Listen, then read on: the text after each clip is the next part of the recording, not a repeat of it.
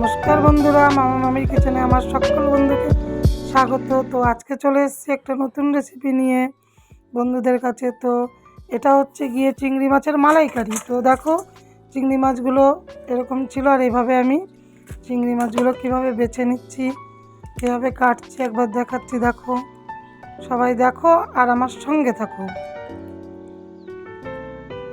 এভাবে কাটছি চিংড়ি মাছগুলোকে।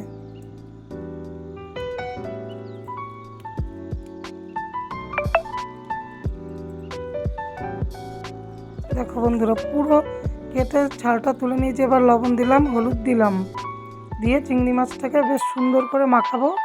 মাখিয়ে কিছুক্ষণ রেখে দেবো। এদিকে কাঁচা লঙ্কা দিলাম, সর্ষে আর জিরে দিয়ে দিচ্ছি। দেখো, দিয়ে বেটে নেবো এটাকে। জল দিয়ে দিলাম, দিয়ে এটাকে সুন্দর করে একটা পেস্ট তৈরি করব। দেখো, দিয়ে এটাকে একটা ছাকনার সাহায্যে ছেঁকে নেবো সুন্দর করে। দেখো আমি কত সুন্দর করে এটাকে ছেঁকে নিচ্ছি, মানে ছেঁকে নিলে কী হবে, সুন্দর হবে জিনিসটা।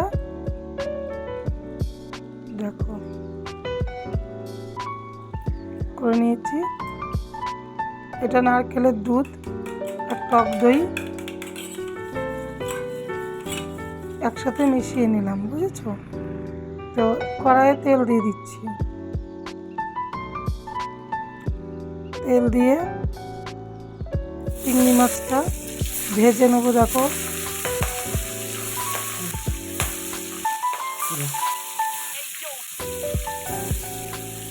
এভাবে চিংড়ি মাছটা ভেজে নিচ্ছি।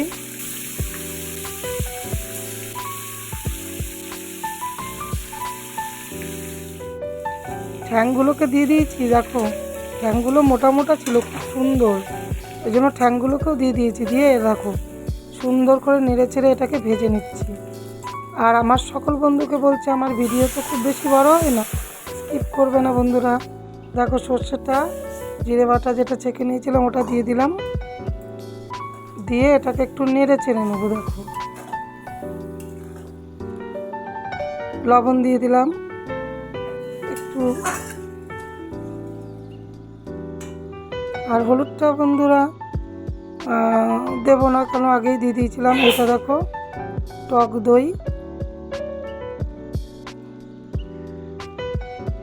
দই হচ্ছে আর নারকেলের দুধ, দুটো দিয়ে একসঙ্গে করে রেখেছিলাম। তো দিয়ে দিলাম, আর একটু কাঁচা তেল ছড়িয়ে দিতে হবে।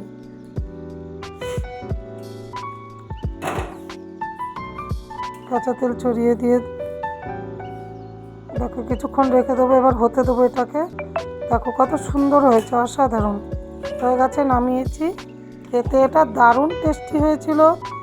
সবাইকে পুরো ভিডিওটা অনুরোধ রইল সবাইকে যে পুরো ভিডিওটা দেখার জন্য।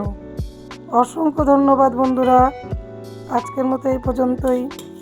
তো আমার চ্যানেলে যদি কেউ নতুন বন্ধু এসে থাকো, তো প্লিজ আমার চ্যানেলটিকে একটু বন্ধু বানিয়ে পাশে থাকার অনুরোধ রইল। ধন্যবাদ বন্ধুরা।